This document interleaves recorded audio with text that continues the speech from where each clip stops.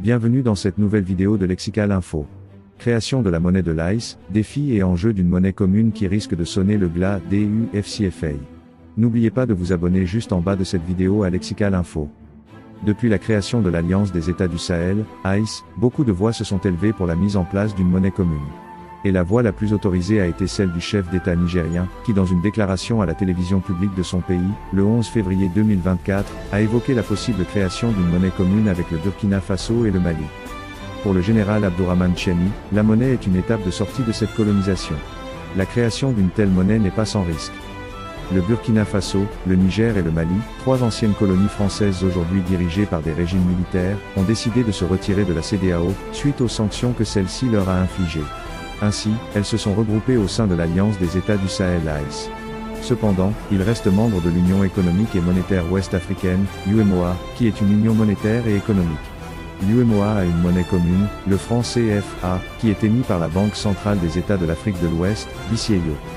La BCAO et la Banque de France sont liées par des accords de coopération incluant le dépôt d'une partie des réserves de change à la Banque de France et la garantie du franc CFA par la France.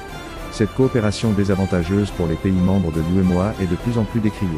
Ainsi, les pays de l'ICE sont sur la voie de quitter cette zone monétaire pour créer leur propre monnaie. Les conditions de cette création sont-elles réunies?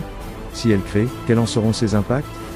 Dans une publication du 22 mars 2024 dans le média The Conversation Africa, Tierno Thioune, enseignant-chercheur, directeur du Centre de recherche économique appliquée, CREA, de l'Université Cheikh Anta Diop de Dakar, a analysé les implications possibles et la faisabilité du lancement de cette nouvelle monnaie pour les pays membres de l'ICE. 4 conditions à remplir pour la création de la monnaie.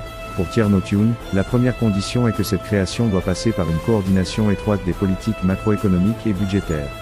Donc, une harmonisation rigoureuse des politiques économiques et budgétaires entre les pays participants est impérative pour garantir la stabilité de la valeur de la monnaie et prévenir les déséquilibres commerciaux. Cette synchronisation permettra, poursuit-il, de maintenir la confiance des acteurs économiques et de favoriser la croissance régionale.